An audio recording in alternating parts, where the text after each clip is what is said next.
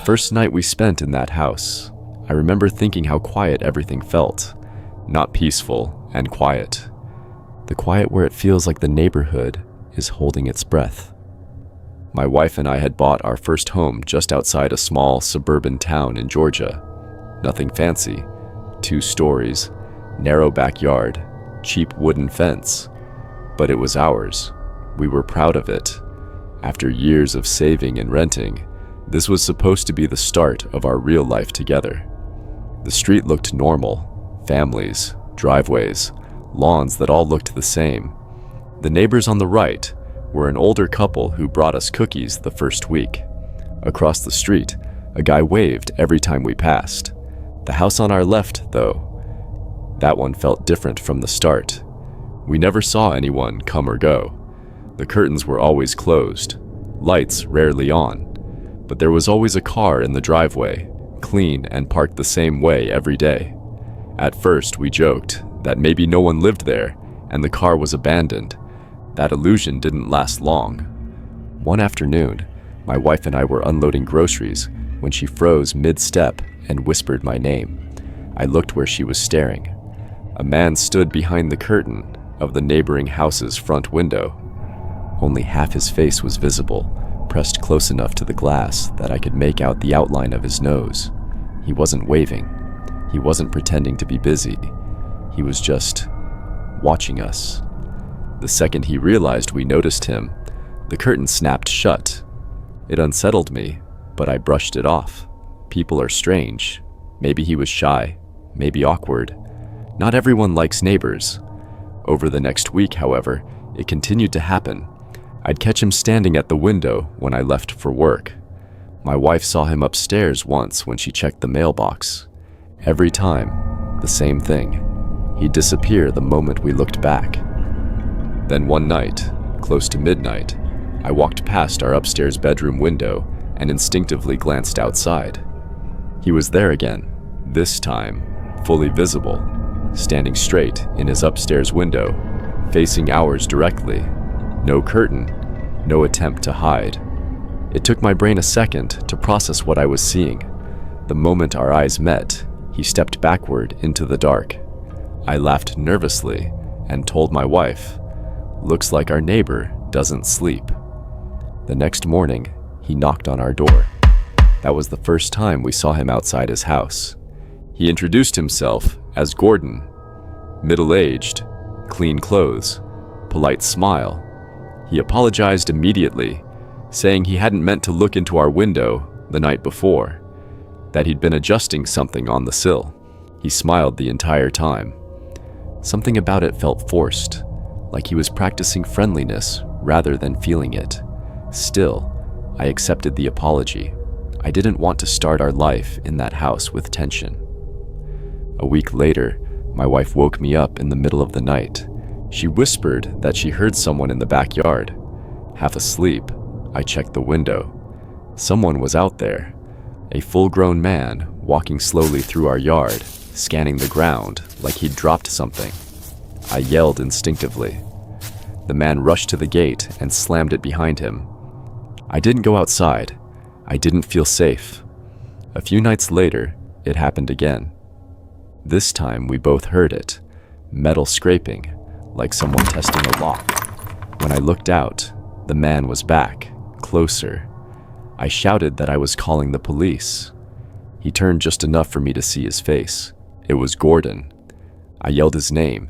He didn't react. He simply walked away. I confronted him the next morning. He answered the door immediately, too quickly, like he'd been awake.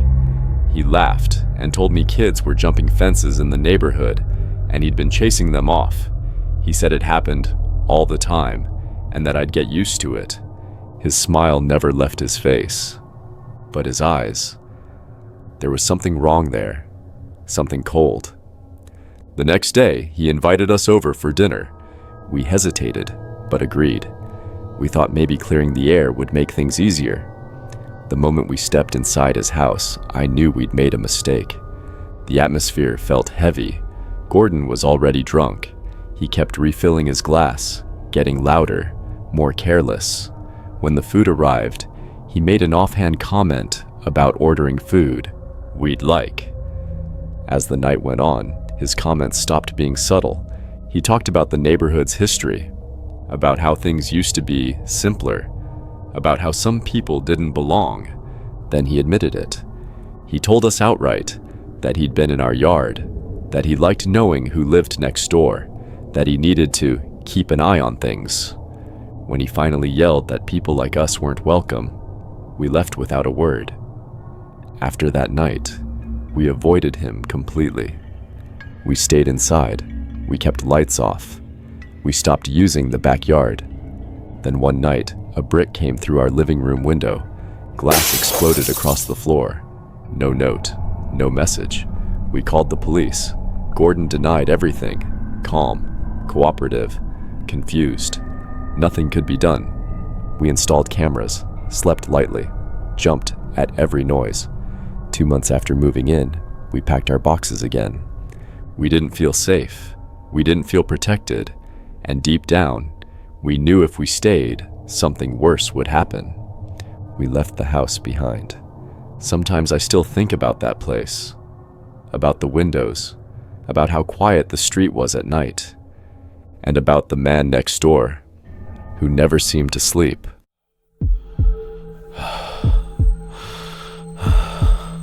You don't expect the scariest thing about your new home to be the people living 5 feet away from you. My name is Noah. In late 2021, my wife and I moved into what we thought would be our forever home, a 2-story house in a quiet suburban development outside a mid-sized town. Tree-lined streets, identical mailboxes, kids' bikes, left on lawns overnight without anyone worrying. It felt safe, too safe. The first week passed without incident. We unpacked boxes, learned which light switches controlled what, and started building routines. Morning coffee on the porch, evening walks around the block. Everyone waved. Everyone smiled, especially the neighbors to our right, Daniel and Veronica. They were a married couple in their late 30s, maybe early 40s. Daniel worked from home. Veronica, from what we gathered, didn't. They introduced themselves on our second day and brought over a cake. Red velvet, homemade. Daniel joked about burning the first one and starting over. Veronica laughed softly, but didn't say much. At the time, I thought nothing of it. The first strange moment came about 2 weeks later. It was close to 11 p.m. when I heard raised voices outside, not yelling, arguing. I stepped up to our bedroom window and realized the sound was coming from next door. Their upstairs lights were on, but the angle of the houses blocked most of the view. Then I saw Veronica rush out the front door, get into her car, and drive off. The house went quiet. I told my wife. We both shrugged it off. Couples argue. Walls are thinner than people think. But after that night, things changed. The arguing became more frequent, sometimes muffled, sometimes loud enough that we could hear individual words if our windows were open. We never heard glass breaking or anything physical, just tension, anger. Then one morning, Veronica's car was gone. At first, we didn't think much of it. A trip, visiting family, a work thing. But days passed, then a week, then 2. Her car never returned. Daniel's routine, however, stayed the same. His car never moved. His lights stayed on late. And when we crossed paths, he avoided eye contact entirely. No more waving, no small talk. When I tried speaking to him once while taking the trash out, he answered quickly, nervously, like he was eager to escape the conversation. Something felt off. After nearly 3 weeks, curiosity and concern got the better of me. I told my wife I was going to check in. She didn't like the idea, but she didn't stop me either. I rang Daniel's doorbell just after noon on a Saturday. Nothing. I rang again. It took almost 3 full minutes before the door opened. Daniel stood there sweating heavily, even though it was cool outside. His hair was unkempt. His eyes darted briefly behind me before settling on my face. He smiled, but it looked practiced, forced. I asked how he was doing, asked how Veronica was. There was a pause, a long one. Then he said she'd gone to stay with family out of state, something about helping a sick relative. The explanation came out rushed, like he'd rehearsed it, but forgot the order. I nodded, but something didn't sit right. Before I could respond, I heard a sound from inside the house, a noise that made my stomach drop. It wasn't loud, but it was unmistakable. A muffled cry, short, panicked. Daniel's smile disappeared for half a second before snapping back into place.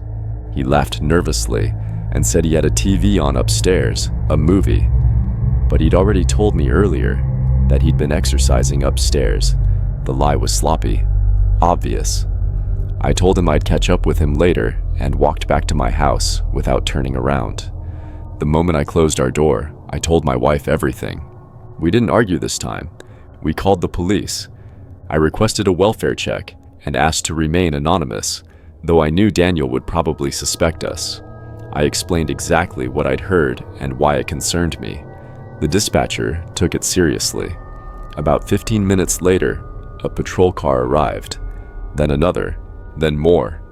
By the time the sirens stopped, there were multiple police vehicles lining the street. An ambulance followed. We watched from our front window. Daniel was led out in handcuffs. Veronica was carried out on a stretcher. She was alive, but barely.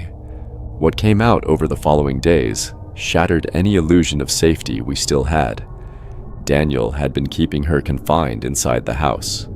Neighbors later admitted they'd heard things too, but never enough to be sure, never enough to call. The reason her car disappeared? He'd sold it. The reason he was sweating that day?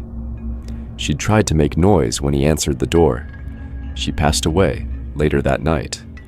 Daniel was charged and sentenced. Before he was taken away, though, he looked directly at our house and said something I'll never forget. I know who did this. We moved bedrooms after that.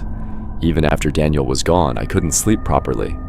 Every sound felt amplified. Every shadow felt wrong. A few nights later, I had a dream.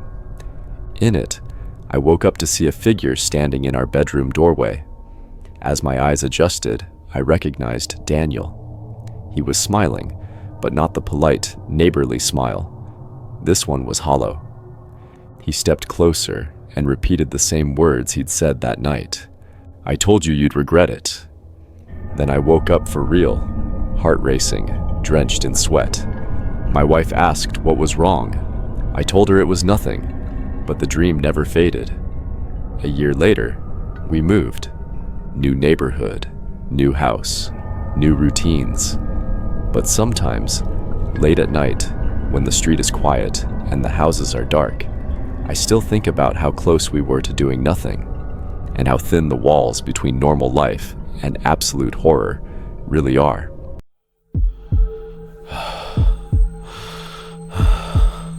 You never realize how thin a wall is until the person on the other side starts paying attention to you.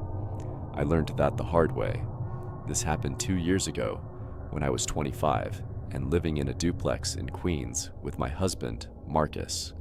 It was an older building, one of those narrow houses split straight down the middle, converted decades ago into 2 mirrored units. We rented the left side. Someone else lived on the right. We never met him. The landlord told us he worked nights and kept to himself. That alone didn't seem strange. In New York, privacy is almost expected. People come and go without introductions. Still, something about the place felt close. Too close.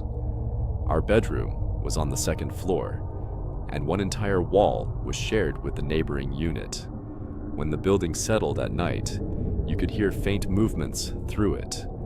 Floorboards shifting, pipes clicking, distant footsteps.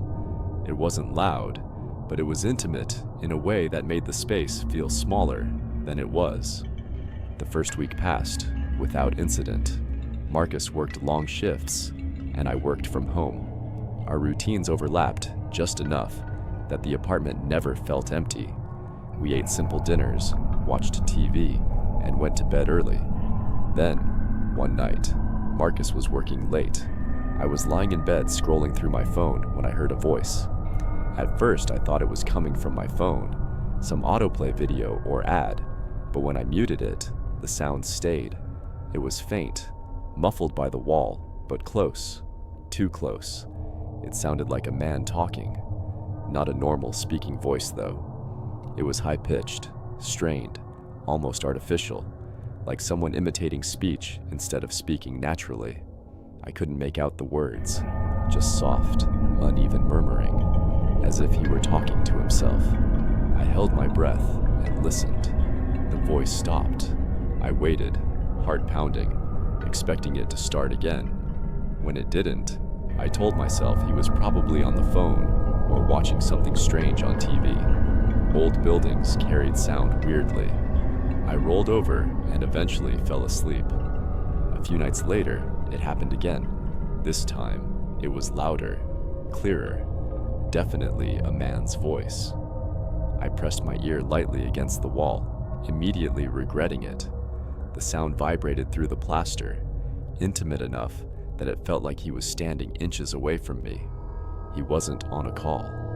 There were no pauses, no responses. He was talking to himself. I laughed quietly, more out of nerves than amusement, and pulled the blanket over my head. I had work early the next morning. I didn't want to spiral over nothing. That was the first night I realized I didn't like being alone there. About 2 weeks later, the knocking started. I was half asleep when I felt it. 2 sharp taps on the wall beside my head. Not loud, but deliberate, precise. My body jolted like someone had touched me. I sat up, frozen. A few seconds passed, then 2 more taps, same rhythm, same spot. There was no way it was accidental, no way it was pipes, or settling, or coincidence. Someone was knocking from the other side of the wall. I slid away from it and sat trembling in the middle of the bed, waiting for something else to happen. Nothing did. The next morning, I convinced myself it was nothing. People leaned against walls, dropped things. Maybe he was just unaware. But the knocking continued. Sometimes it was light, sometimes harder. Always at night. Always when I was in bed. Always close enough to remind me how thin that wall really was. One night, it went on for so long that I put in headphones and turned on a loud fan. I remember lying there, thinking about how close he was, how our beds were probably only a couple of feet apart. The thought made my stomach churn. Still, I didn't tell Marcus. I didn't want to sound paranoid, and until that point, nothing had crossed the line completely. Until the night, everything changed. Marcus was working late again. I was lying on my side facing the wall, eyes closed, but not asleep. The room was dim, lit only by a street lamp filtering through the blinds. 3 slow knocks came through the wall. I didn't move. I didn't breathe. Then the voice came back. No longer muffled nonsense, but words. Clear enough that my blood ran cold. "What are you doing in there?" I shot upright, my heart slamming against my ribs. He didn't shout. He didn't whisper. He spoke like he knew exactly where I was, like he was talking directly to me. My hands shook as I grabbed my phone and called Marcus. I whispered everything, barely able to form sentences. He told me he was leaving work immediately and would stay the night. I turned on every light in the bedroom and didn't turn them off until he arrived. Nothing else happened that night. That almost made it worse. It felt deliberate, like whoever was next door knew I wasn't alone anymore. For a few days after that, things were quiet. No voices, no knocking. I started to question myself. Maybe stress had made me mishear. Maybe I'd imagined it. Then, a few nights later, I woke up suddenly. I don't know what woke me. I just know I was wide awake in an instant. Before I could even sit up, it started. Rapid tapping on the wall, fingers drumming right beside my head. I screamed without thinking. yelled for him to leave me alone. My entire body felt electrified with fear. And then, a voice answered me, not from the wall, from inside my room. Go to sleep. It was deeper than the other voice, calm, close. I didn't think. I ran. I don't remember unlocking the door. I don't remember grabbing my phone. I only remember flying down the stairs, out the front door, and into the street barefoot, screaming for help. The cold pavement burned my feet, but I didn't stop. I kept looking back, expecting someone to chase me. A man 2 houses down came outside, confused and alarmed. I begged him to let me use his phone, but he insisted on calling the police himself. When they arrived, I was shaking so badly I could barely speak. They went inside with me. The front door was wide open. There were no signs of forced entry, no broken locks, no open windows. They asked if I remembered unlocking the door when I ran. I didn't. They searched every room, every closet, under the bed. Nothing. They knocked on the neighbor's door. No answer. It looked like no one was home. Marcus arrived shortly after and took me to his place. I didn't sleep that night. The next morning, I called the landlord and told him everything. He resisted at first. Lease terms, notice periods, but I refused to stay there alone ever again. After hours of calls, he agreed to let us break the lease. Marcus came with me every time I returned to pack. The neighbor never answered the door. Packages piled up. A car stayed parked in the driveway. Signs of life, but no person. Weeks later, the landlord told us the neighbor had moved out without notice. I still don't know what happened in that duplex. I don't know if someone was in my room that night, or if the wall was only the beginning. But I do know this: some walls don't protect you. They just tell the wrong person exactly where you are.